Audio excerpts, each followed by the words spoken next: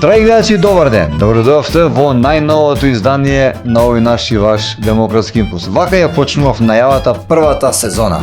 Денеска ја стартуваме, ова е прва епизода од втората сезона. Нормално во ново студио, како што може да заприметите, се надевам дека ви се допаѓа, стварно е феноменално и многу поопуштено. Денеска имаме гостин многу интересен, претседател на политичка партија, со нас е нашиот Јорго Огненовски. Добар ден и чувствувате се како дома. Благодарам секојаш кој ќе дојдам во ова студио на Демократски импулс. Се чувствувам прекрасно и вие како водител трече. Мило ми е, дали паметите дека токму вие ни бевте првиот гостин во првата сезона и сега сте во втората, токму вие така се поклопија некако работите? Чест ми е што е така, бидејќи стварно верувам дека Демократски импулс како подкаст и вие како организатори давате шанса на сите да излеземе и да си укажеме нашето мислење за состојбата во Македонија, а не како повеќе медиуми кои што не дозволуваат воопшто да се појавуваме на нивните медиуми, бидејќи тие се окупирани од владеачките криминални структури и не им е дозволено некој друг да дае своје мислење. Дали ви се допаѓа во новото студио сега, не е како порано? Па, гледам, прекрасно е новото студио и браво за Александар, браво за луѓето што работат и што го дизајнираа новото студио.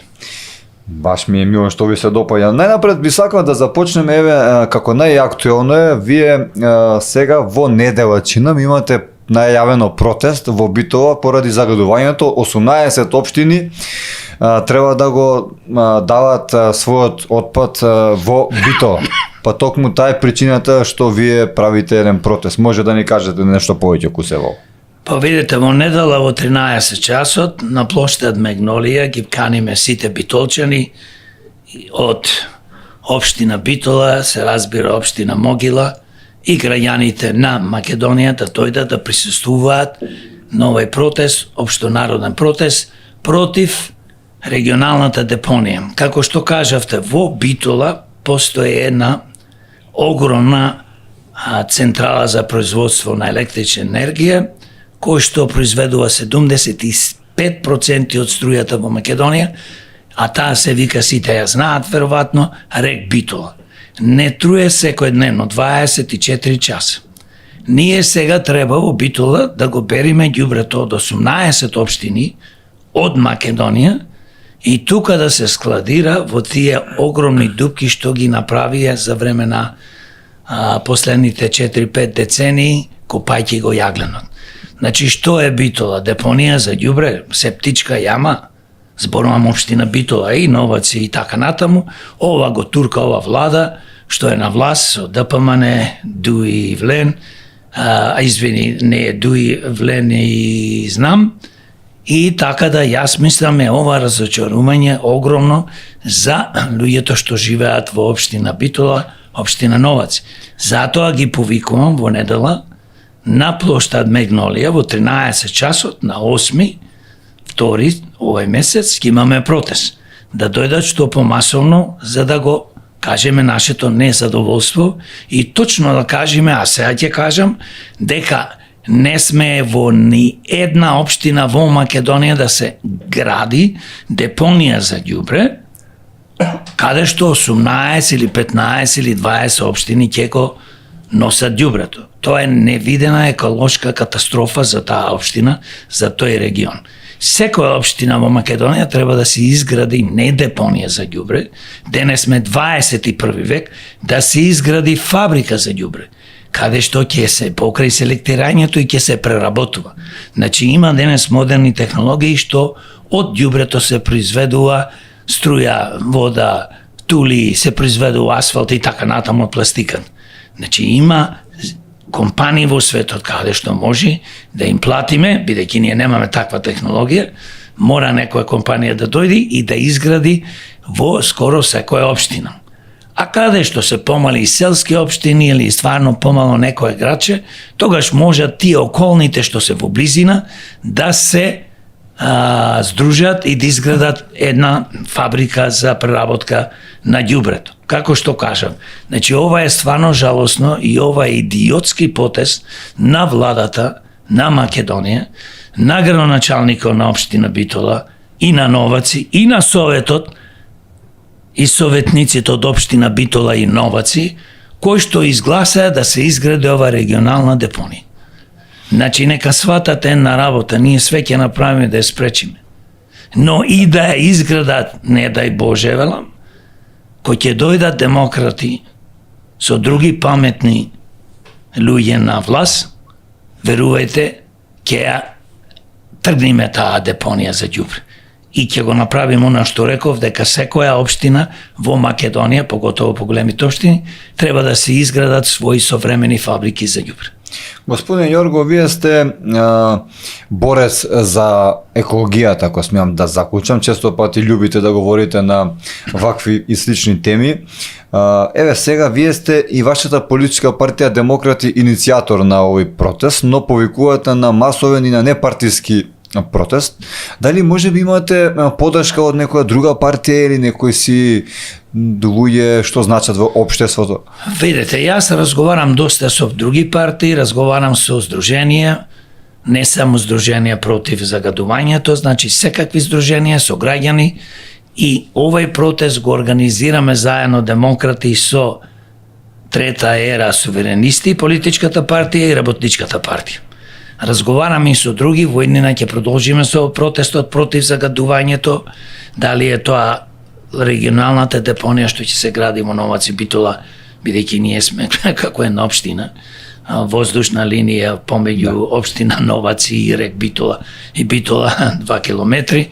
Тоа нас многу како битолчани не засега и се разбира граѓаните на Новаци, на општината Новаци, но за жал таму имаат луѓе од ДПМН и од, што ги спомнав, овие други партии, знам, влен во Советот, кој што донесе катастрофална одлука да се гради ова регионална депонија.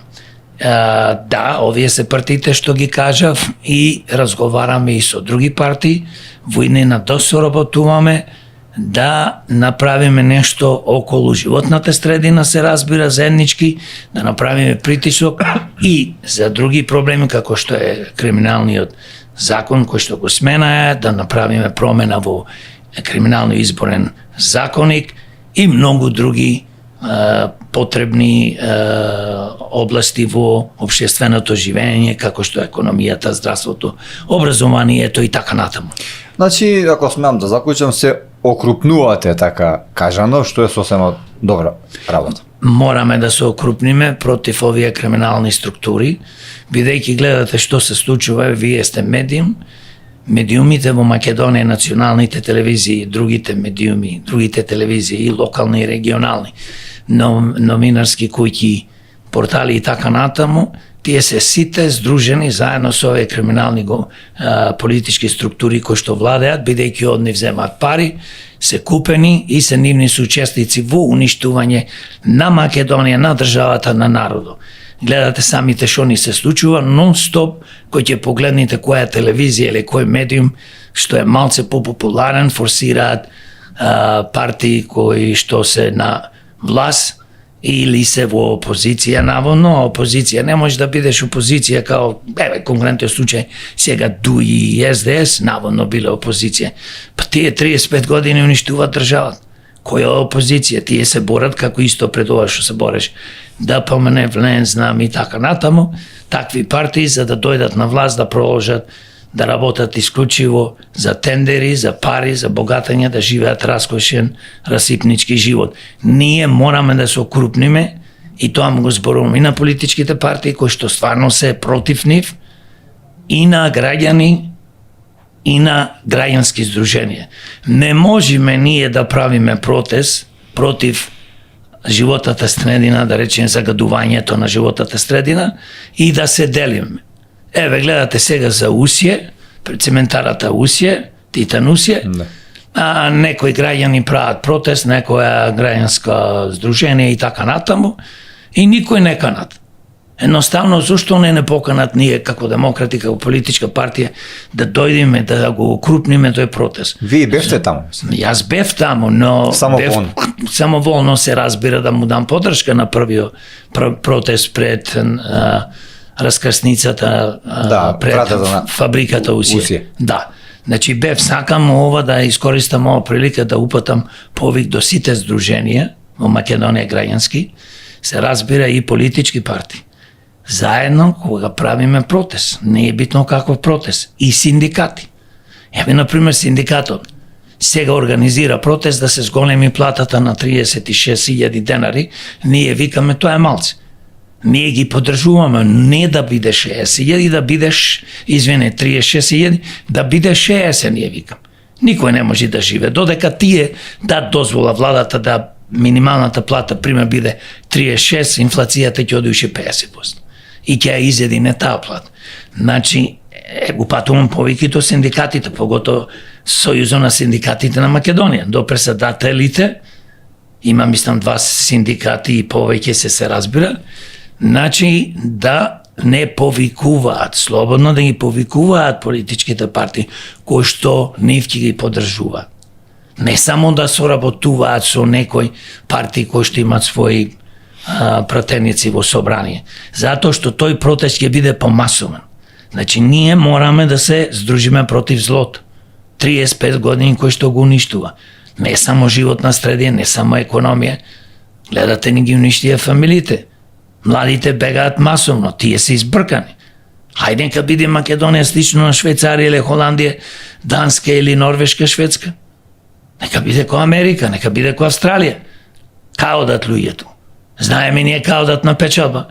Ние сме печалбари, кој ќе одиш тука, завршуваш занает или факултет и заминуваш. Најпаметните млади луѓе ни заминуваат, независно дали се тоа занетчи, водоводжи, електричари, механичари или се доктори. Ми уништивме ова држава, затоа треба да се здружиме. Што повеќе да кажам од ова? Затоа ги повикувам. Еве на овој протест од недела и сите други протести, независно кој го организира. Да не повикаат сите политички партии кои што веруваме во тој протест и се залагаме за тие цели, што тие ги пропагираат, конкретно случај за Усие, и да не биде она, ние сме граѓанско здружение, па знаеш, не му веруваме на политичките партии. Тоа е приказна за мали деца. Знаеш, ние како сакаме, македонецо сака славен да биде сам. Славен не можеш да биде славен. Треба да те подржи. Треба да те подржи народ, треба огромна група на луѓе да те подржи во нешто.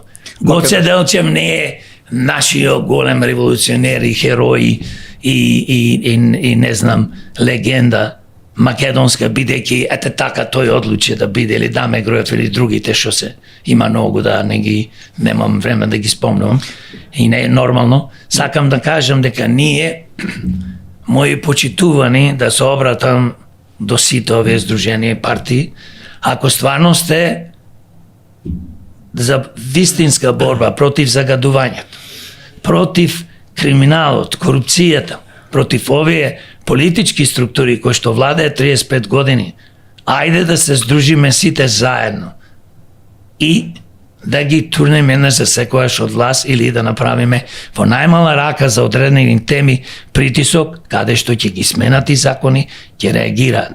Усие не смее да биде кај што е. Усие е во срцето на Скопје и не труе. И не труе. Значи, јас живеам во близина на Усие, не јас, дека живеам или некој друг, живеат и многу луѓе таму. Значи, тоа е кисела вода општина. И Усие кој ќе труе, не труе само кисела вода. Усие труе од тука до Тетово и подалеку. Знаете, викат сега ќе дојде некоја прашина од Сахара. Значи, таа загаденост, како рек Битола, може и цела Македонија да е загадува. Да не мислат Прилепчани или дека нема да дојде до Прилеп ако тие седат мирно и не се бунат. Прилепчани се херои и се борат секојаш. Сакам да кажам еден пример, сегде ќе стигне загадувањето. Бидејќи воздухот, знаете, ветерот го нема пасош секаде. Ма нема, тоа се движи со 1000 километри. Замислете, лани бев во Америка и телевизија изјавува, вика, доаѓа од Сахара, вика, пустински ветер, вика, и носи загадување на на ова што е од песот паси, преку цел Атлантски океан. И по цела Америка, Америка е огромна држава. Цел континент скоро, заедно со Канада. Тоа ми е пораката да се осветсат нашите и дека ние ова борба само може да ја добиеме ако се здружиме против злото. Еве јас да веднаш дополнам, спомнавте македонецот како таков. Сака да ја биде нашата држава, сака да биде Македонија, но по можност да си седи дома, да не биде никако инволвиран никаде, но секако е за Македонија. Македонецо, јас сум македонец, чист македонец. И јас. Одлично, има луѓе што се турци, албанци, роми, босјаци, хрвати и така натаму, се македонски државјани, родени овде. Ова држава е нивна колку и нас, наша на македонците. Ние сите треба заеднички да се бориме за доброто наше. Но кога се боруваме само кам да потенцирам за македонецо. Македонецо сака секогаш да е прв во се, да е најпаментен, најпоќе знае. И почно, она приказната на во чаршија. Аба и тие таму поема немаат во Шведска, абе тие во Америка, абе тие. А сите напред ода светлосни години пред нас. Во технологија, здравство, образование, инфраструктура, одбрана и се. Ние сме нешто да земат најголемите научници и да не испитуваат. Од каде стварно ни е потеклото? Гените. Ќе говориме и за тоа. Да, сигурно. Збором е дека ние ко македонци, македонецо е голем човек. Квалитетни имаме многу македонци и зато тие македонци заедно со сите нации, националности, независно од вера и религија, треба ние да се обединиме. Зато јас повикувам добри македонци. Не ме интересира некој колош, некој криминалец, некој поддржува криминалци како што се нашите суди, јавното обвинителство, јавни обвинители, криминогени структури. Има прекрасни луѓе таму. Политичари 90, не знам колку посто, 99, све се тоа пореметени и психички, и ментално, и физички, не ги гледаш кои ќе станат политичари, на свињи изгледат, јадат, ждерат во собрание и тоа е нешто страшно што ни се случува на сметка наша. Кога е бесплатно? Кога е бесплатно и вели така некој можеш да купиш во собрание бифтек за 200 денари, пример, ручек и така натаму. Не е тоа битно. Најбитно е дека македонец има квалитет. Ние македонците мора еднаш за секојаш да сватиме. Ако сакаме Македонија да оди напред и светот да не цени, ние мора да се бориме против злото, против криминалот, корупцијата, против политичкиот криминал, стопанскиот криминал, митото и корупцијата. Без тоа нема спас. Затоа што ти да видиш и најбогата држава во светот, побогати од Америка, која сакаш држава? Од Швајцарија. Со овие политичари, тие додат во Америка и Швајцарија да владеат таму, за 3 дена ќе уништат. И Швајцарија и Америка. Но тоа нема да се случи, бидејќи народот таму нема да му даде. Гледате во светот што ни се случува, гледајте во Србија, гледајте во други држави како се бунат, како протестират. Ние не можеме излегуваме на протест да собериш 50, 100, 200, 300 души.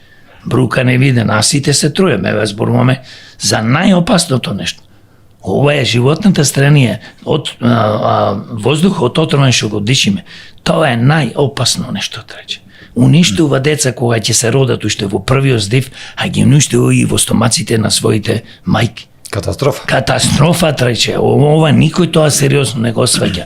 Затоа имамо Битола, пример од рек Битола, загадувањето, најповеќе заболени од канцер, од рак во Битола. Затоа и во други градови кај што е загаденоста огромна. Скопје, Битола и други градови, тоа не може да бидат најзагадени градови во Европа, пример и во светот скоро, а ние сме по број, пример, Битола дали има 60-70 луѓе. Така. Господин Јорго, малку би сакал да поразговараме малце повеќе, еве да започнеме што се вели. Ова беше како едно предградие на нашиот подкаст со високата политика. Еве би започнал со овие денови господинот премиер Мицковски беше во една од црквите во Виниче, каде што се видува и ора, и песни, и такви некои си ствари. Дали мислите, што мислите вие околу оваа афера, дали црквата е погодно место за сето тоа? Па видите, во црквите не треба да се носат оркестри и да направиш како некој збиртија кафана. Значи црквата треба да биде место каде што ќе одиме, ќе се молиме на Бога за здравие, за убави работи. Црквата треба да биде место заедно со луѓето што ја водат црквата, поповите, да биде место каде што ќе одиш и ќе можеш мува да слушниш. Не да биде вриштење, тапани и така натаму. Јас гледам по многу манастири, али и надвору, од двору, се има оркестр и се води оро и така натаму, можам тука ајде да сватам надвор. Ама натре, но не треба, независно дали таму не било, пазите, све е тоа дел од црквата, дури двор. Но ајде ќе кажеш некој донесол музика, се веселат и така натаму, тоа е све уред. Но ова што го прави Мицковски, таму требаше тој да оди, да јадат што ќе јадат, тивко да си поразговарат, а не она што го гледам, тоа е атмосфера како да си во некоја прчварница кафана, а не црква. И го осудувам и баш денес пуштивме или вчера пуштивме видео околу таа тема. Значи јас да сум премиер или да сум некој функционер, никој што не би го направил. Значи зборуваме натре во просториите на црквата. Не е само црквата пред алтеро и попока што пее. Не. Црква е и дел од тие што се елементи од црквата.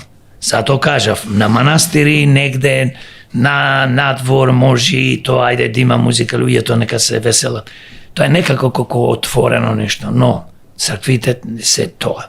Место каде што ќе се молиме. Ве посеќа на моментот од филмот на Исус Христос, кога Исус ја искаши цела црква заради тоа што се направи пазар, се продава, се тргува некој сит, например.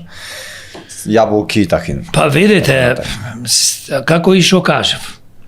Значи црквата е место каде се оди да се молиш, да е тивко, мува да помини да ја слушниш. Значи таму бараш мир. Не е Она што го гледав со тие пејачи, со тој оркестар, со тоа вриштење, со тие песми, натре да се одржува просторите на црквата, тоа е страшна работа. Некој напише на 2-3 тројца бранејќи го Мицко, ама тоа е, знаеш, кај што се јади, пие, знаеш, тука треба да се веселат луѓето. Тоа е дел од црквата, позади се иконите, ги гледате светци. Дај, молим те. Значи, нема што да дискутирам. Премиерот Мицковски, ајде да не го вика Мицко, премиерот Мицковски мисли дека ако се појави во црква, луѓето ќе ме веруваат дека верува во Бога и дека е побожен. Не, премиерот Мицковски нека ни каже слободно, нека си оди во црква тој, се знае, но не да го користи во политички цели црквата. Нека ни каже премиерот Мицковски што има направено скоро за 2 години како премиер. Нека ни каже што има добро направено во економијата, здравството, образованието, инфраструктурата, животната средина. Се градат проекти 2 километри, 5 километри, почнати пред 10, 15, 20 години од разни политички структури кои што владее. Значи, ние кај нас не можем да сватаме на делница, еве, пример ќе земам, Скопје Охрид. Најголемото туристичко место Охридското езеро со струга, се разбира тука, Свети Наум и така натаму, а да не зборувам за Преспанското, тотално уништено, запоставено, умира езерото, а пред 30-40 години имаше невидено развиен туризам и Преспанското езеро и Охридското. Сега во Охридското езеро само што се направи некој си хотели што е тоа све во ред, но има околу 4000 и повеќе дивоградби. УНЕСКО вика ќе ви го укинам статусот, затоа што Охрид веќе не е она што треба да биде. Охрид треба да биде европска, светска, се разбира, македонска туристичка дестинација. Да ве надополнам. Еди Рама ги сруши дивоградбите од својата страна на Охридско езеро и кажа, ако сакате дивоградби, одете од другата страна. Имали една поголема навреда и знаеме дека се дивоградби и никој не ги чепка. Па видете, струга, кога владееше Мерко како градоначалник и претходно се разбира, и тука владеат од ДПМН и коалицијата, значи како градоначалници, советници, го ја уништија Струга. Дивоградби и илјадници. Вамо Охрид го уништија. Дивоградби, знаете што значи Охрид е нешто чудо невидено. Никој не може така да го виде Охрид како што го гледат некои луѓе, како јас и други луѓе, дека Охрид, како што кажав, треба да биде светска, европска, македонска дестинација туристичка. Охрид има историја длабока. Историјата рече. Не кој ќе одиш, пример, сум бил во некои други држави, на летовање, хотели направени нормално, луксузни свето, ама таму си заокружен со хотело, 5 дена, 7 дена и како мртвило. Тоа е тоа.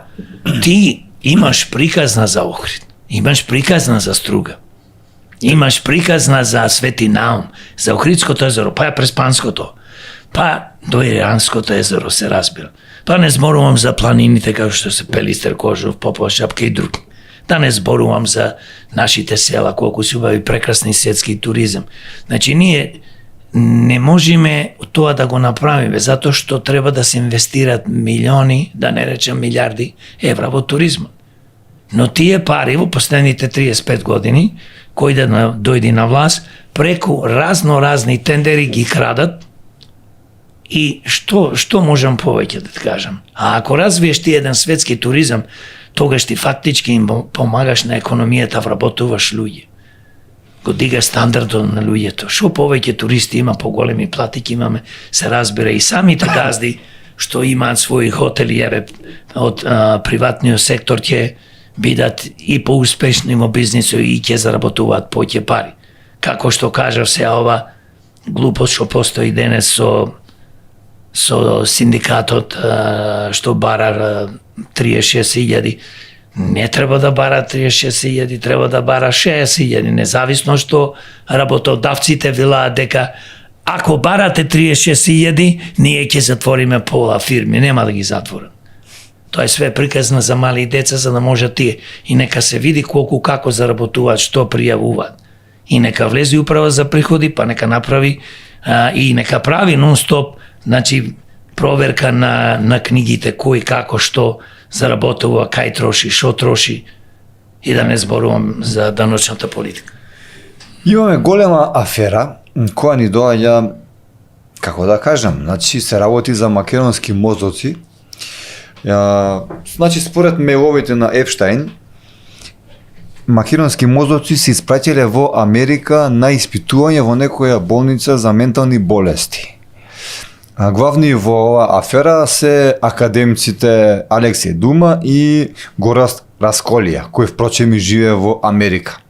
Они тврдат дека имало дозвола од нивните родители, но родители и роднини велат дека не станува збор за такво нешто. Што мислите вие околу себе? Што да мислам? Зошто ова не се случува? Прво, ние немаме држава. Македонија, да, како именка е држава, но Македонија е криминална држава. Кога ти од самото самостојување 1991 година, кога се распадна поранешна Југославија, ние станавме своја држава независна. До сега немаат паметни луѓе дојдено чести, хумани. Нас какви луѓе ни доаѓаат на власт? Криминогени, размислуваат само да крадат, пола појќе се психопати. Што очекуваш, ова нема да ни се случи? Па види трече, ако немаш ти нормални луѓе што ја водат ова држава, политичарите, па не имаш нормални луѓе да водат во полиција, па не имаш нормални луѓе во судството, обвинителството, не мозоци да продаваат. А тие деца може да продаваат, ти продаваат најверојатно. Деца еве вака што немаат родители, родени, сирачини и така натаму, и што не. Значи ние немаме кој да не заштити, ова е нешто страшно што ни се случува. И да испитуваат во некоја ментална болница, рече така? Да. Неверојатна работа. Звучи страшно. Звучи страшно. Ова е една голема опомена до граѓаните на Македонија да размислат секогаш длабоко пред да одат да гласат и за кого гласат. 35 години гласат за жал за погрешни луѓе. Еве, ни го вметна и почитуваниот Safe City. Мораме да го кажеме, почитуваниот Safe City или безбеден град. Зошто впрочем, па ние секогаш умееме да дадеме некои американски имиња на некои наши вакви проекти. Тоа не е измислен проект од Македонија, но сепак, еве, кога веќе го имаме, Safe City. Безбеден град е многу по-така македонски. Него, што мислите ви околу, Safe City? Овие денови на Партизанска, впрочем, и диве едно Порше. Се верува дека некои таблички нема ни да бидат казнувани. Што мислите ви? Па видите, ајде, безбеден град. И јас секој се чудам, мора да се уфрли некој англиски збор за да биде модерно, за да биде прифатливо. Бидејќи се работи за технологија, јас би го нарекол безбеден град, бидејќи сепак ние имаме збор за тоа во нашиот македонски речник. Но тоа во овој момент не е најбитно. Најбитно е што изјавив еднаш и пак ќе кажам.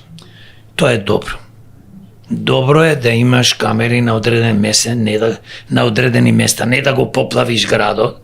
Најде речеме на црни точки каде што знаеме има поголема шанса да дивеат, што рече ти, возачи на место да возат 50 за возат 150 и 200 километри поќе помалци.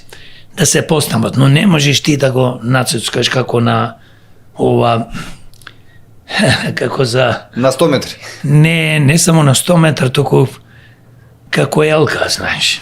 И да ставиш едно илјадници, камери на секое место, бидејќи ние како граѓани не да има 1000, 50.000, нека има и 100.000, ние ќе направиме некојаш грешно. И сега треба нас буквално сегде да не фаќа. Во секој момент, јас разбирам да се помини на црвено, треба да се казни, да се надмини брзината, до одредена брзина треба да се казни, верувам.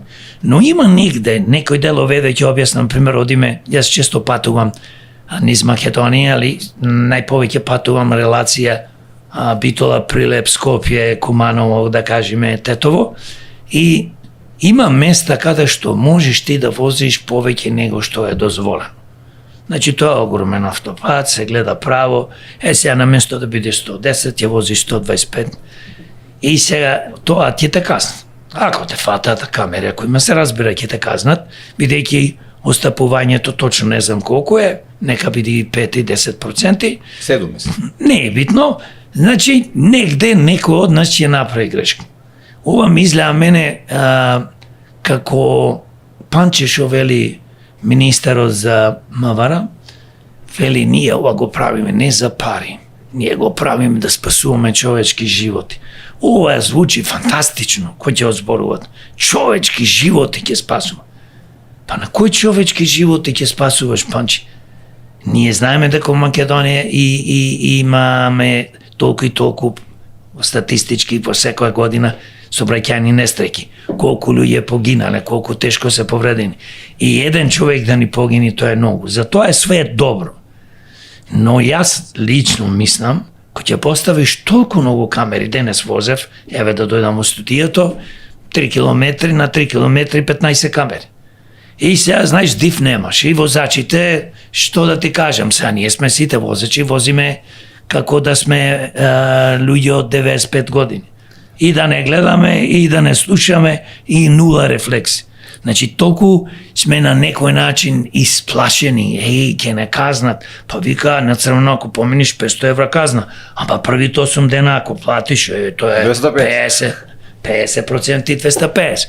Значи, да, све е добро ако се претера начини. Не можеш ти да ставаш камери на места кај што е нормално и не е толку опасно возењето. Па и да е и над дозволената брзина, да речеме 10-15%. Така. И тоа не возиш ти така цело време. Некој ќе се случи, мене ми си има случајно возам и поминувам кола, тој од озгора со радаро, ти 68, таму е 50 дозволено. А вамо возам 50, кога поминав, да го поминам него, тој вози 45 и така се случува и добро се вика. Ви стигна порака на вас, ве казнија сега? Ма не е за тоа, дали ми стигна, цела поента е, ова се случи пред 4-5 години. И збором ми е дека не смееме да претераме со камерите. Еве се поставя камери во Скопје, во Куманово, во Тетово, ќе се постават камери низ цела Македонија, но јас мислам ова е направено повеќе не стварно да спасува човечки животи, бидејќи ние не испогинавме сите и кога немаше камери, тој што сака да опоштува закон ќе опоштува и нормално некој што погрешиш човек ќе ја платиш казната, ова е направено да берат пари. Но добро, колку има простор за да кажеме дека ова е направено за албанците, за да бидат казнати само албанците? Еве Зијадин Села и Арбен Таравари законот го дадоа на Уставен суд заради тоа што според нив биле казнувани само албанците или било наменето за албанците. Што мислите ви? Добро, двата господа што ги спомна, не знам кај тераат и колку памет имаат, тоа го кажуваат само за албанците. Ова е наменето за сите граѓани. Камерите не препознават национална сфера, религија. Видите, тоа е нешто што тие се политичари. И ова сега ние зборуваме за нив, со тоа се спомнуваат. Тие сакаат да бидат секојаш на ниво, иако треснат најголема глупост, значи како е, ќе се зборува, ове Зијадин Села и Арбен Таравари што каже, сега така се одржуваат со некоја популарност. Јас би му дал нив порака едноставна. Земете, работете за доброто на сите граѓани на Македонија, независно вера, религија. Јас сум секојаш против партиите кои што ќе кажат, како што кажуваат и другите, ние сме албанска партија.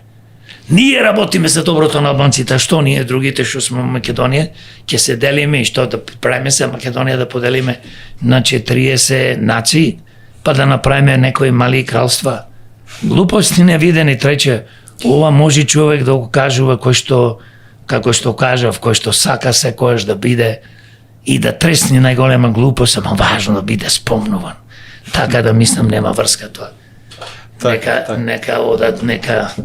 Правдата е спора и во случајот со Кочани. Еве, иако некои медиуми од соседството уште во почетокот на оваа истрага одма они не пофалија како е во Македонија, како они тоа го прават и го работат. Еве гледаме во меѓувреме како се менуваат искази дури во случајот со дискотеката Пулс, со пожарот. Ке стигне ли тука правдата? Што мислите вие? Има ли шанси да видиме неправда? Па јас се надевам дека ќе стигне правдата. Али во овој систем денес корумпиран, во судството што е корумпирано, јавното обвинителство, па и полицијата, значи не сум и сигурен дека ќе стигне, но пак ќе кажам, кога зборувам се надевам, тогаш го кажувам од некоја позиција каде што јас не можам да влијам на тоа, не сум сигурен што ќе се случи. Инако е страшно кога човек само се надева. Човекот не треба да се надева, човекот треба да презема акции, треба да работи, да презема действија каде што ќе се оствари нештото. Не да се надева, знаеш како она, Боже дај ми здраве, Боже дај ми он, пушиш, пиеш, се другираш, здравје бараш од Господ. Возиш 150 километри на Партизанска или во некои други градови и се чуди зошто ако лупниш негде ќе се отепаш. И крив те Господ. И така да мислам дека е прво, ова е невидена трагедија. 63 луѓе да изгубиме, скоро 200 да бидат осакатени и тоа е доживотно, психички, физички и така натаму. И ова држава, власта на ДПМН Влен, и знам се покажува како не неспособни, се покажува нечовечки, нехумани. Тие требаше уште од првиот ден, вториот ден, третиот ден да укажат итна помош на овие семејства. Не е само финансиска во прашање, и финансиска треба се разбира. И секаква помош.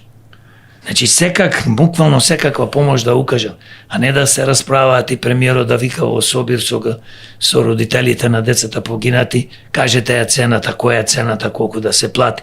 Сега тоа е стварно нешто неверојатно.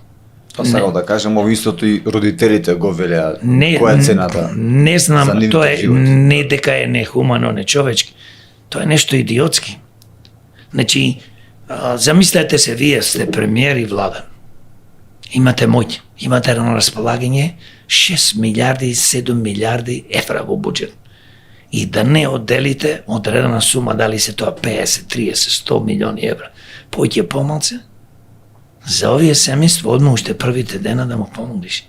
И психички, физички и финансиски. И ден денес доодат овие посудој и владата да вели, Мицко, ние тука не можеме ништо, ова е приватен имот. Абе, државата има одговорност, затоа што вие не правевте како што треба инспекција.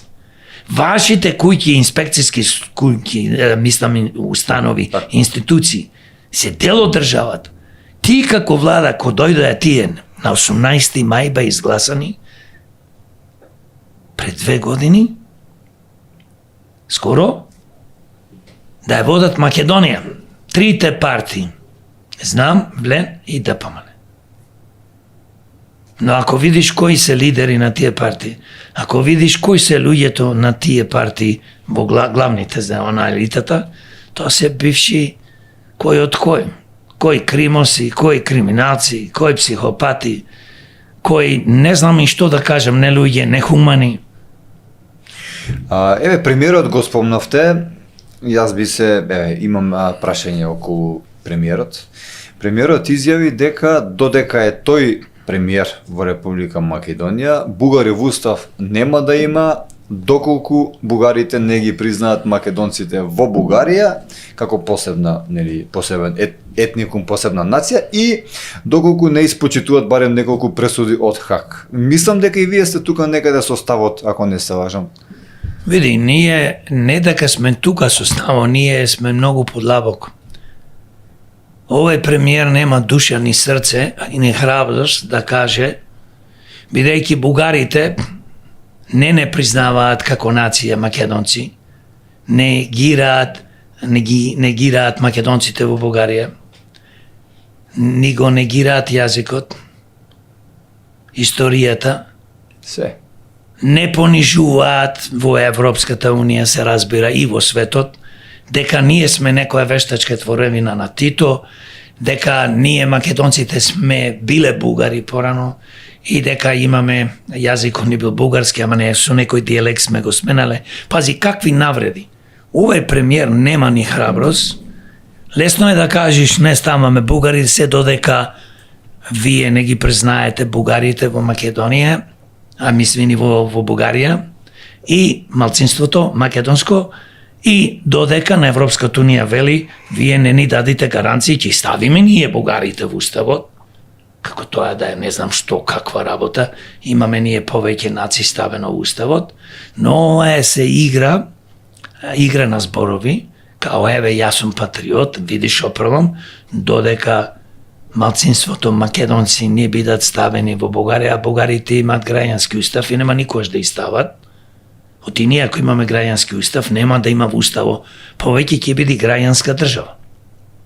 Сега ние немаме граѓански устав и кај нас во уставо се ставени албанци, и турци и роми и така натаму, што јас немам против и така треба да биде. Значи сите што живеат, што се државјани, дали се 2000, 50.000, 10.000, може ние да ги ставиме. Но сега проблем имаме поголем со бугарите. Не е проблемот да кажеш тоа, проблемот што не каже премиерот, поентата ми е,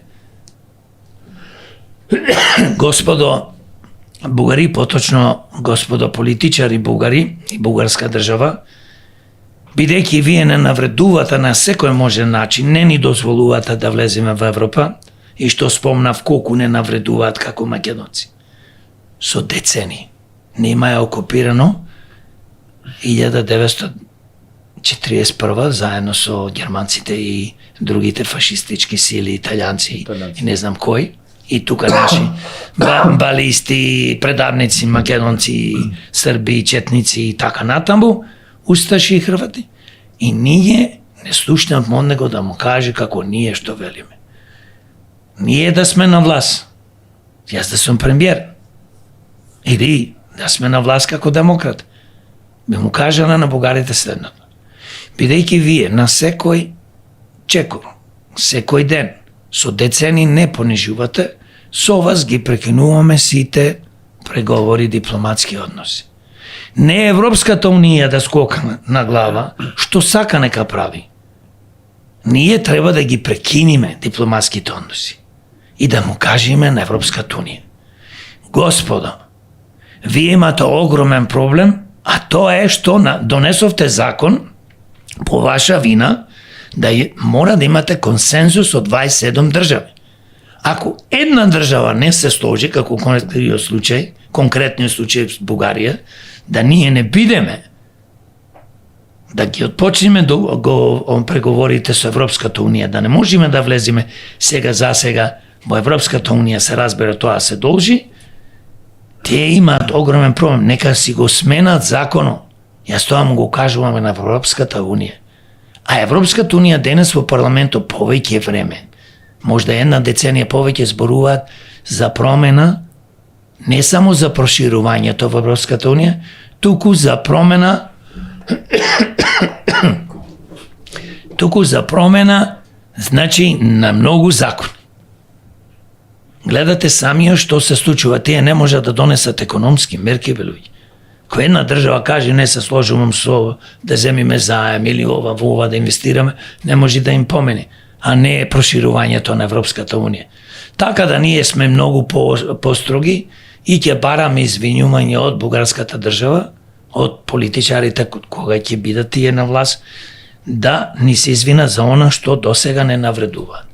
Спомнавте гаранции.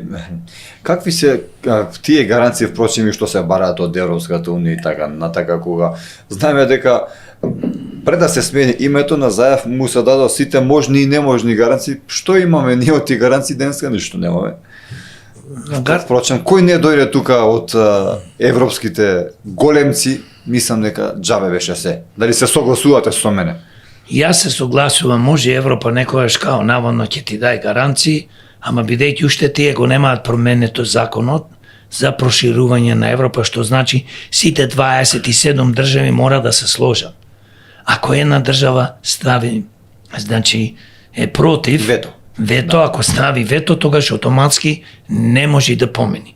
И ние не можеме да ги отпочнеме договорите, што ние како демократи, јас лично како председател на демократи, се борам да бидеме дел од Европската унија. Јас сум проевропски, проамерички, просветски. Значи не е битно која држава. Ако сака да се работува со Македонија, ќе се работува. Тие што ни се непријатели нормално како Бугарија, нас Бугарија не ни е пријател. Не може Бугарија да ни биде пријател. Не зборам за бугарски народ, зборувам за бугарските политичари, за бугарската држава. Зато велам да сме ние, ќе кажеме, ги прекинуваме сите дипломатски односи. Па Европската унија што ќе прави? Што ќе прават другите држави, бидејќи да не заборавиме. Пред 10-15 години нас не признае повеќе од 140-50 држави во светот под името Република Македонија.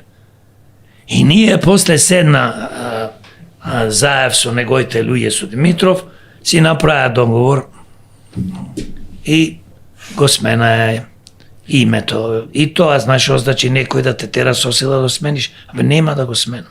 Ќе му кажам на Европската унија. Ако не примате, не примајте уште 100 години. Ние сме дел од Европа, вие мора нас да не примите. А овие не знаат не да се карат, не знаат дипломатија, појма нема. Зато знаете зошто е така. Зато што се повеќето криминалци. Европската унија и другите држави модерни имаат податоци, секој ден ги слушаат по телефони, имаат своји луѓе упикано натре и знаат, лажат, крадат и сите овие наши политичари ги држат за нешто. Што мене, како чесен човек или тебе некој друг е политичар, се занимава поточно со политика, ќе ме држи. Овие мора да слушаат све.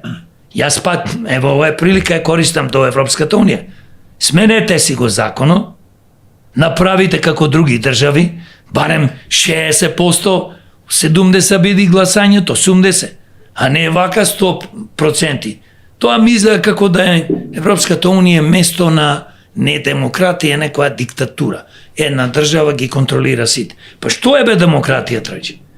Каде што малцинството ќе го контролира мнозинството или демократија е мнозинството ќе го контролира малцинството? Па демократија е тоа, значи, ако ние повеќе луѓе се сложиме на нешто, не може една, две, три држави да не кочи. Тоа е мојата мисла околу ова и да се знае јасно и гласно, Мицковски нема ни храброст да им каже на бугарите, ајде доста не малтретират, со вас нема што да имаме односи никакви. Па после, ако треба и после 30 години нека влеземе во Европската унија, ама ќе влеземе многу побрзо. Многу побрзо. Не можеме ние само да виткаме кичм, ај ова направи го, како што рече, истото беше која беше криминалецо, Заев на власт со неговите луѓе, смена е, што има да сменуваме? Зошто да сменуваме? Ќе ги ставиме бугарите кога ние сакаме, кога нас не одговара. Сепак ова држава, јас пак реков, зошто ние не се плашиме? Бугари, ние сме македонци, ние не сме исто. Кој ги ставаш како бугари, не ги ставаш како македонци. Не се меша тоа. И доста слушам помеѓу народот вика и да се стават бугарите, знај се, реално да зборуваме во ова што? Ама има одредени политичари сили, кои ставиме бугарите во уставот, тогаш за не ќе треба све да плаќаме, ќе ни барат училишта, ќе ни барат факултет, ќе ни барат ова, ќе ни како не и ние све ќе му даеме. Деме како ти си во уставот, 2000-3000 луѓе све ќе добиеш, и факултети и не знам што, глупости невидени. Но, јас пак ќе речем, не сум јас да ги ставиме сега бугарите во устав. Јас сум да ги прекиниме дипломатските односи одма сега со бугари. Да им кажеме да му кажеме на Европската унија, ова е нашиот став. Или приметене, менувајте си го законот. А не гледате самите си имате проблеми. Тие имаат проблеми. Проширувањето е најмал проблем трече за Европската унија. Ти имаат огромни проблеми да се справат со Орбан, да се справат со други луѓе што ги кочат, што не може да донесат една обична мерка или еден закон за, зборуваме за економијата, за здравството, за инвестиции.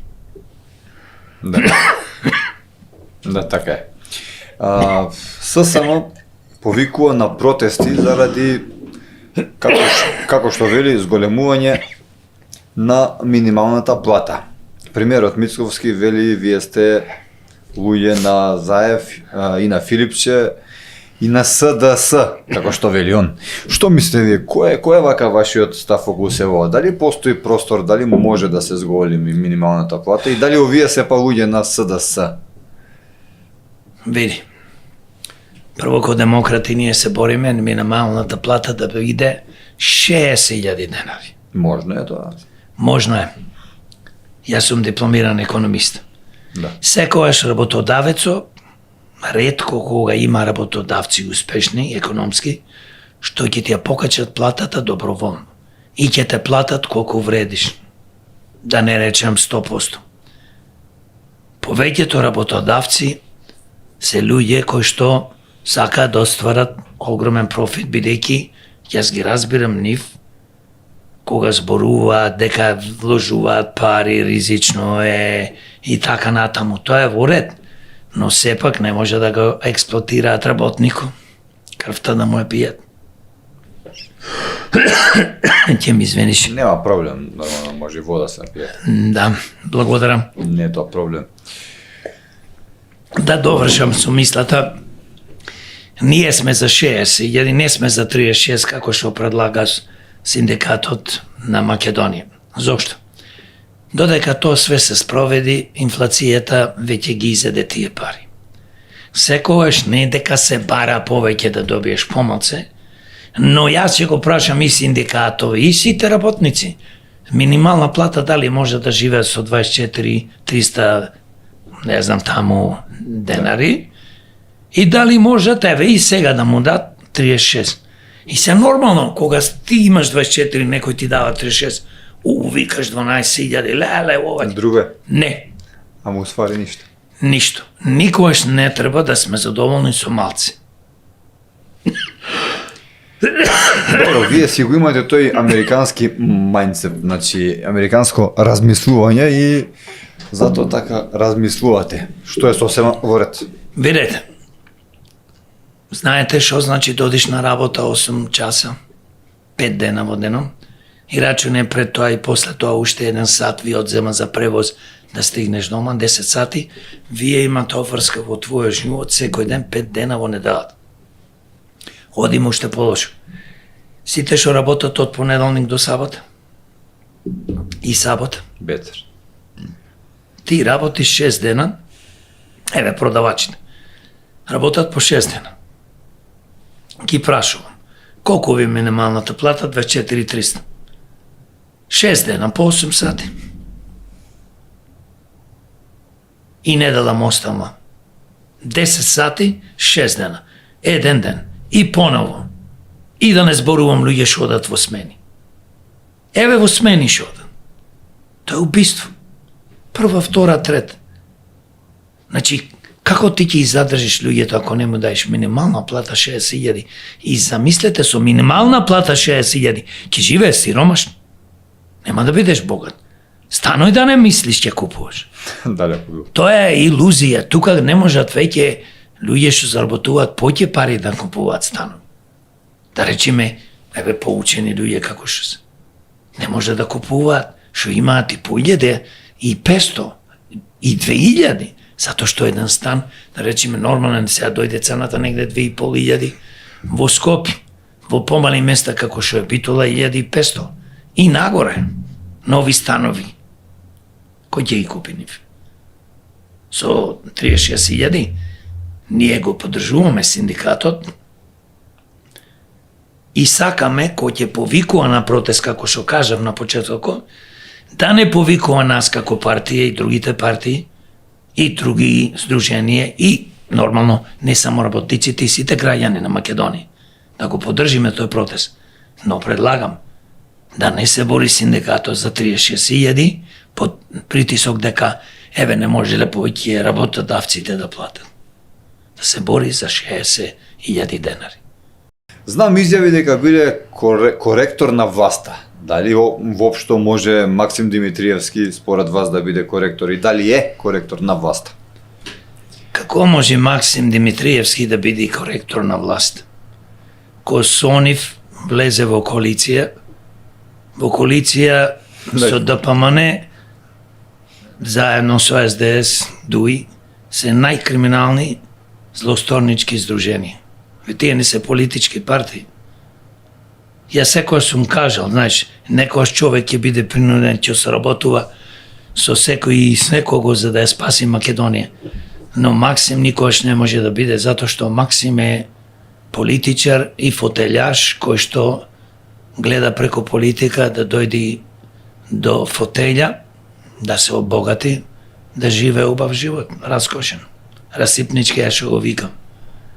Максим беше човекот кој што вриштеше 2016 да се промени името. Максим беше десна рака на Заев во криминалната партија СДС. Тие беа на власт, кога дојде на власт се разбира 2017, пред тоа беа на власт, значи зборуваме за партија почнувајќи од Бранко Црвенковски, како направи нестрамна, направи криминална, злосторничка политика за да уништи државата, ја уништи Македонија, го кради народното богатство, фабриките и све што можеше да се кради. Од фирми, предпријатија, дуќани, хотели, имање, и така натаму, и така натаму. И сега Максим ќе биде коректор. Максим, знаеш што може да биде? Отпушок на СДС и лижач на ДПМН. Што ќе му кажи ДПМН тоа да прави? Така да, стварно ми е одвратно да зборувам за такви луѓе, затоа што го гледам доби 6 пратеници. Тоа се гласови повеќето се разбира 90 и повеќе% од членови на СДС, бидејќи СДС се распаја, се подели, се расцепи на 2-3 делови, поготово Максим извлече 25-30%, и така да натре има проблеми сами во СДС, но тоа се луѓето исто како овој што е сега градоначалникот на Чаир. Значи, зборуваш ним партија прави човеко, а беше главен човек одма до Али Ахмети, Изет Меджити. И сега тие излегоа, го промени адресо и сега сме ние, знаеш како, нови политичари, чисти сме ние. А пред тоа беа членови на најголемите криминални партии и тоа не е најбитно што тие се криминални, туку направија најголемо зло да памане дуи и да Ивлен. и не дуи СДС и ДПМН направија најголемо зло во времето пред 2, 3, 4 години. После тоа се формира ВЛЕН, се разбира, и се формира Знам партијата. Покрај тоа што викаат движење, кое движење? Тоа е, знаете како да ви објаснам, ова е нешто што ни се случува во Македонија 35 години. Кажете ми, Бојан Маричич, според многумина катастрофалниот министер, што беше министер во времето на СДСМ и на ДУИ, имаше многубројни афери со бифтеци, со гозби, со вечери, со ручеци, со такви работи. И многу тоа што, сега стана, како што може да се види, председател на ДИК. Дали може би ова е некоја тајна коалиција меѓу ДПМН и меѓу СРС? Па види, овие партии за да обстанат секоја се во некоја си тајна коалиција. Соработуваат кога треба се договараат да плукаат едни по други, не гледате, погледнете му ги пресовите на СДС, се зборува за криминал, како овие правеле криминали, како правеле неверојатно криминали преку тендери, а овие другите од ДПМН власта зборува како овие биле криминалци, а никој од нив не е затворен. Освен што беше осуден Никола Груевски, кој што избега. И зборуваме, да, соработува, тоа се не знае. Но едно мене што ме чуди е и што овој наш народ во Македонија што излегува и гласа поново за нив. Значи, да гласа за некој кој што ти го уништува животот, ти го уништува семејството, ти уништува економијата, државата, здравството, образованието, животната средина, инфраструктурата. Да гласаш за нив, мора нешто да ти фали. Не е цел народ во прашање, тоа е една група на 30%, нивните гласачи, верни гласачи, а овие другите што се попаметни или изигруваат попаметни, тие како мали деца се лутат, не излегуваме да гласаме. Или ќе отскртниме ливчето. Нема за кој да гласаме. На никој не веруваме. И па добро, нема да веруваш на никој. Ќе отскртиш ливчето, нема да излезиш да гласаш. Тие имаат доволно гласачи секојаш да дојдат на власт.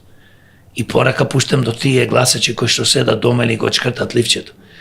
Не седите дома, излезете да гласаете, не го чкртајте ливчето. Гласајте за демократи ако сакате да има промени. Промени позитивни. Да креираме правна и функционална држава, за секојаш да го тргнеме во зло од овие партии кои што досега владеа на власт. Председателот на регулаторната комисија Марко Бислимовски доби кривична пријава од финансиската полиција заради тоа што не му ја одзел работната дозвола на фирмата на Пецо Ѓаволот, како што го викаат, заради тоа што работел 15 месеци незаконски според финансиска полиција. Што мислите, дали е ова впрочем така? Извини, повтори го ше еднаш прашањето. Председателот на регулаторната комисија Марко Бислимовски доби кривична пријава од финансиска полиција заради тоа што не му ја одзел работната дозвола на Пецо Ѓаволот, како што го викаат, заради тоа што работел 15 месеци Пецо Ѓаволот незаконски. Што мислите, дали ова така или не? Кривична пријава доби. Кривична пријава. Не знам за Пецо Ѓаволот. Не знам кој е Пецо Ѓало и не знам дали човекот што спомна председателот на Марко Бислимовски. Марко Бислимовски, дали се занимава со криминал, не сум информиран, но за жал во нашите институции, за жал пак ќе речам, тоа се луѓе од владеачките партии, независно кој сега е на власт или не е на власт, си стават своји луѓе и повеќето од тие луѓе се криминогени. И за жал нормално требало да да не му дај дозвола или да му одземи дозволата 15 месеци, но знаете кај нас како работи приказната. Све е тука корупција, мито и така натаму. Така да за овој случај не би можел многу да дискутирам и да дам точен одговор, но сепак би рекол како председател на комисијата би требало ова да го спречи, не да дозволи некој без дозвола да работи 15 месеци. Власта донесе нов кривичен закон за кој експертите велат дека е полош од оној на СДС и на ДУИ, кој ги амнестираше за криминалите. Кој е вашиот коментар за овој закон? Страшна работа. Тие се окривуваат цело време кој полош закон донесол, кривичен закон. Еве сега власта донесе закон, читав нешто, председателката брзо, експресно го подпишува, на место да се бори против овој закон, бидејќи таму имало родово насилство и законот требаше да се протни за да почне да работи безбеден град со камерите. И затоа е наводно поминат, а председателката горда изјавува, вели како што е горда, вели ова го направиш, јас се надевам за брзо ќе донесат како треба кривичен закон. Прво, ако си председател и знаеш дека таа е професор по право, знаеш дека овај не е добар закон, ти не смееш да го подпишеш. Немаше проблем и да се одложи безбеден град наместо 1 февруари, нека почне 1 јуни. Што да кај ќе трчаме ние се, ќе спасиме за 2 месеци многу човечки живот. Мислам, ќе нема пари да се полни касата, буџетот, бидејќи ќе нема од кај да крадат овие што се на вас. Значи, проблемот е во тоа што кривичниот законник е катастрофа. Замислите, има еден дел кај што вели и се намалува казната за некое злосторничко здружување, за послужбена положба, вели на место да биде од 1 до 5, сега ќе биде од 1 до 4, и порано немаше условно, сега уфрлија во тој дел, во тој дел од законот, дека може и условно да се осуди. Исто така, има еден друг дел, кај што порано застаруваја делата на овие функционери, политичари, криминалци, за наредни 40 години тие го намалија на 16, да застари делото. Пример, за злосторничко здружување. Значи, закон има толку пропусти и фактички кривично закон на место да казнува криминалот, корупцијата, митото, тие го наградуваат. Амнестија. Се амнестира корупцијата. Се амнестираат политичките криминалци, функционери криминалци. Ние велиме ко демократи. Треба итно да се донеси кривичен закон, каде што јасно и гласно ќе каже дека политичари, функционери, почнуваме од советници па до премиер, сите што се на функција, директори и така натаму, ќе бидат осудени ако лажат, крадат и така натаму штетува државата, а се на тие јавни функции, минимална казна, независно колку украле, дали украле 5.000 евра или 500.000 евра или 50 милиони, 10 години затвор. Минимална казна до доживотна, а за овие екстремни случаи кај што крадат милиони, милиарди, и смртна казна. И како ти ќе ми кажете да те прашам, ако ти еве например украдиш 5.000 евра од некој на некој начин да украдиш, да се украдени, не грешка да е тоа, а грешка нема кога луѓето крадат, се договара со некој бизнисмен, дај ми толку, јас толку, ти ќе одобиеш тендеро, и знаеш дека 10 години минимална казна. Знаеш колку ќе се намали, тие нас гледаш што ни прават со безбеден град. Спасуваме човечки животи. А ваму милиони ќе видиш на крај на годината кои ќе репортират колку пари ќе соберат од казна. И како ти викат? Ако платиш во први 8 дена, 50% помалце. Казната 500 евра ќе биде 250. Ова е исто. И кога некој ќе укради многу повеќе, ќе направи штета на државата и народот, и замисли лупнат 25-30 доживотно, па и смртни канзи, како што реков. Значи, овој закон не што не се сложувам, туку, види, што очекуваме? Кога криминалци се на власт, кога во собрание повеќе од пратениците се криминогени, да не очекувам ние како наивни граѓани на Република Македонија дека тие ќе носат закони против нив и стварно ќе си пукаат во глава, не во нога. Во глава, во слепочицата, и ќе се самоубиваат. Ние сме наивен народ. Знаеш што значи наивен народ? Кој верува во се?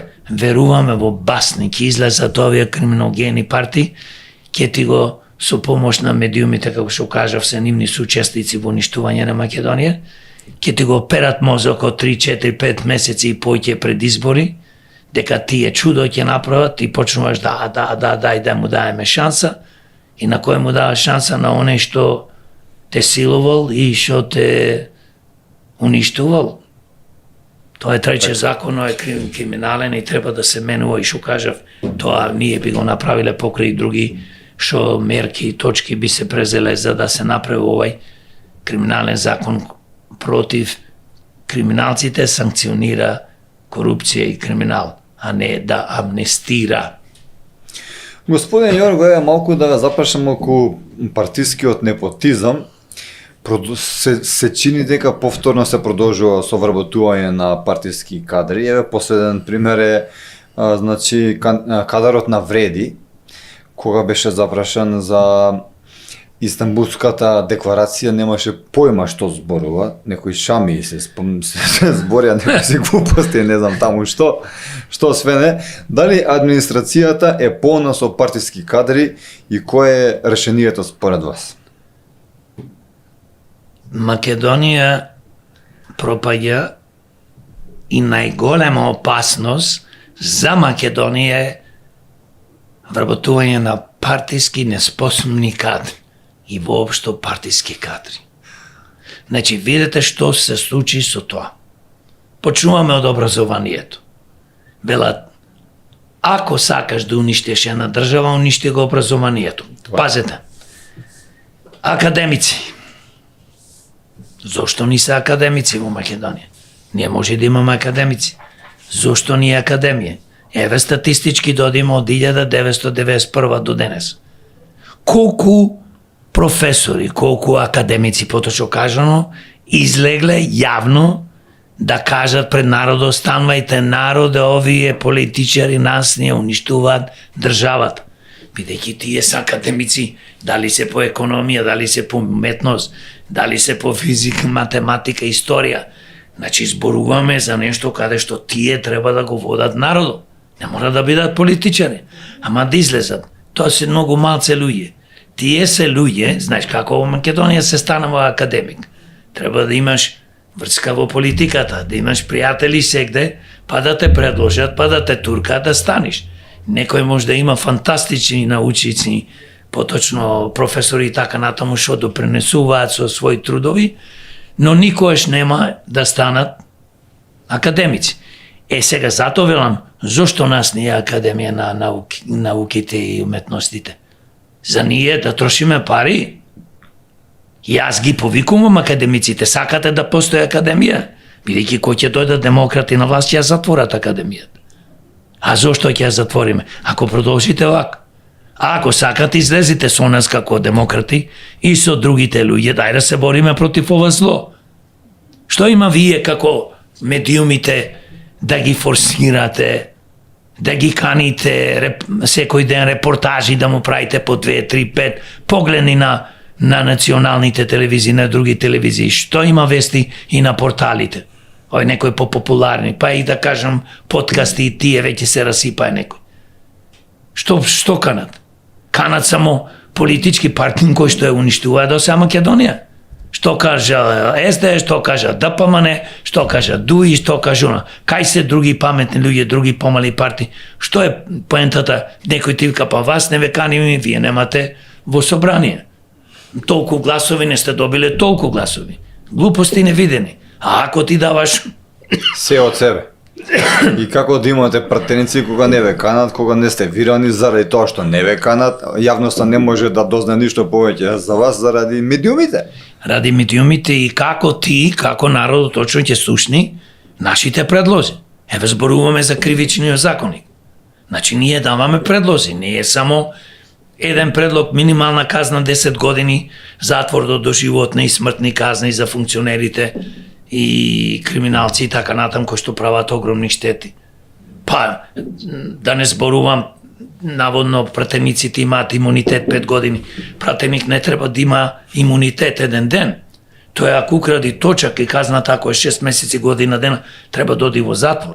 Каков имунитет? Ти треба пример да си која си политичар, бе човече. Кога си функционер, поточно кажам. А не уште заштитен? Премиер, министер, ово не заштитен. Демек ако направиш нешто. Проблемот е што е ова што го зборуваме, кај нас за вработувањето најголема опасност е тоа. Зошто? Наместо да се вработуваат квалитетни стручњаци, образовани луѓе. Кога зборувам образовани, не мислам само факултети. Не мислам постдипломски студии, не мислам докторати, академици. Образовани луѓе за мене се сите. Образован е оној кој што е добар механичар, добар правар, добар електричар, добар лекар, добар правник, економиста, добар учител, професор. Сите ние треба да се бидеме вработувани под единствен услов, а тоа е квалитет, стручност и се разбира искуство и во зависност каде се бара искуство. И образование. Значи јас не може да завршам факултет, пазите, тоа ни се случува сега, пример, со Левица, нудат кандидат на град Скопје на 600-700 илјади жители, човек што имал 7 испити, 9 испити положено, имал висок просек, 20 годишен, 29 годишен дечко, кој што појма нема од менаџирање, како се менаџира град, ама важно, многу убаво зборува. Тој е оратор, говорник како Бранко, како Трајче, како Тимче, како не знам, Мали, како глупост невиден. Прво треба да биде председател на куќен совет. Не одма. Да ми си здрав и жив. Значи, зборуваме како да избираме некој председател на куќен совет, а не кандидат, поточно градоначалник на град Скопје. Да не зборувам за Орце, затоа што ајде да видим Орце неговата биографија. 4 години беше на Кисела вода, јас живеам таму во Кисела вода, катастрофа. Катастрофа Кисела вода. Една од најуништените општини. Кисела вода на изгледан град. Лупаат згради, ја бетонизира, уништија све, исто како што се направи во центар со Дебар Мало и како што се прави во Чаир и така натаму и така натаму. Значи ние стварно нешто нас ни фали на гласачите. Не знаеме да направиме разлика. Добива човек кој што нема и средно образование, 29 годишен, бил од партија, допива 60.000 гласови во вториот круг. А Орце добива 90 илјади гласови. Ве двата не треба да добијат 15.000 гласови. Али и тоа е, знаеш како, народот гласа по некоја стихија. Абе, не го сакам овој Орце од ДПМН од криминалната партија, ќе гласам за овој. Ама тој бил неспособен. Абе тој, и кој ќе дојде после ќе стани градоначалник, како што имавме градоначалници, кука и 4 години, оле мајко што направив. И Скопје пропаја како град. Хаос е, бе човече, денес патувам и, еве се јавам, за да дојдам на подкастот немаше многу гужва. И сега со безбеден град, знаеш, луѓето се плашат, возат многу пазливо, полека и кај што треба, кај што не треба, наместо 50-30. И хаос е, али тоа не е битно. Гледам Скопје, возам Скопје, тука живеам Битола. Скопје е еден од најуништените градови. Значи, скопјани живеат во Скопје, животот му станува се потежок и потежок од благодарение на вработување неспособни луѓе. Или уште пострашно од се е кога вработуваш неспособни луѓе и кога кандидираш од твојата партија неспособни кандидати. И сега ова е синоним. Ако станеше Амир Мециновиќ градоначалник, свето ќе ни се смееше. Скопје има градоначалник со средно училиште и 29 годишен кој што има положено 7 или 9 испити, ама пазете со висок просек. И Димитар, председателот на Левица, вели, абе вие не знаете, овој човек е чудо, бе. Само тој доаѓа од тешка фамилија, татко му го остава, со мајка живееше, како Димче што кука, вика, да го сакаме нормално, стеченици. Купати плочки не може да и стави. татко ми беше, правеше куњи и регали и прозори и врати. И мајка ми беше шивачка. И што треба сега да спомнувам тука цел ден да ме жали народот, да каже јас потекнувам некоја работничка, свано она, јако работничка фамилија, сиромашна. Глупости невидени. Трече, тоа ќе уништи Македонија, поточно тоа уништува Македонија. Вработувањата и затоа ние демократи се бориме. Овој народ да свати еднаш за секојаш, да излезе и да гласа за демократи. Затоа што само ние, заедно со народот, може да ги промениме овие работите. Ако пак доаѓаат СДС, ДПМ, ДУИ, ЛЕН, ЗНАМИ и други некои партии на власт, како што тргнало работата, тешко нас на сите. И на паметните, и на будалите. А уште потешко што викаат покрај сувото и суровото горе. Така да мислам дека ќе спасиме Македонија, на позитивен да бидам. Еден ден, јас не се откажувам, здравје Господа ми дај, членовите на демократи се шириме, стануваме по-бројни, не се откажуваат и се разбира нашиот народ е храбар, го ценам, го сакам и мора да ни се придружи, како и други политички субјекти, граѓански здруженија, еднаш за секојаш да спречиме ова зло да се шири, бидејќи ова е полошо од колера, полошо од се што можеш да замислиш, полошо дури од војна. Ова е тивка војна кој што убива. Како што кажувам за загаденост. Луѓето, 90%, можда 80%, можда се, не се свесни. Си кашлам, ме дојдов тука, ме тера да кашлам, знаете зашто, загадено е трече. Да. Смрди корни, доаѓам се од кисела вода. Смрди корни, кисела вода. Колата, прозор не смееш да отвориш, бе човече. Не е само од она издувни гасови од автомобили и не знам, од автобуси и други работи. Тешко нас, никој овде не води грижа, само политиката наша дојде на власт, свати овие политичари дека богатство само се креира со крадење. Со крадење, поточно да бидеш во политика, не треба да имаш фабрики, не треба да работиш, не треба да се трудиш. Влези во политика и така направија. Зошто? Затоа што буџето е 6 милиарди и 700 милиони евра за 2026 и тие што се на власт тотално го контролираат. Сакат да украдат милиарда ова година, ќе украдат. Сакат 700 милиони, ќе украдат преку тендери. Све се прави преку тендери. И преку нивните вработени стопчеја и поќе во јавната администрација. Наместо да имаме 30.000 вработени во јавната администрација и таа милиарда што се дава да заплати доприноси и што се грее и што се возен парк, тоа се огромни пари. Тие пари треба да се инвестираат во фирми, фабрики, производствени погони, електрани. И таму треба да запослиме 500, 600, 700.000 луѓе. Во производството, во земјоделието. Ние треба земјоделците да ги држиме вака во рак. Треба да имаме пари да организираме државни, приватни, како сакаш, партнерства во задруги. Да се модернизира земјоделието. Ние можеме да бидеме не најголем, ама доволно голем извозник за самите себе, за храна.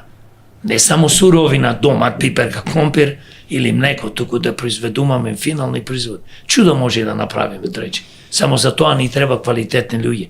И ни треба народ кој што ќе не подржи нас како демократи што имаме вакви идеи и што ќе подржи другите кои што еве работиме заедно да направиме едно обединување и да си ја спасиме нашата убава Македонија.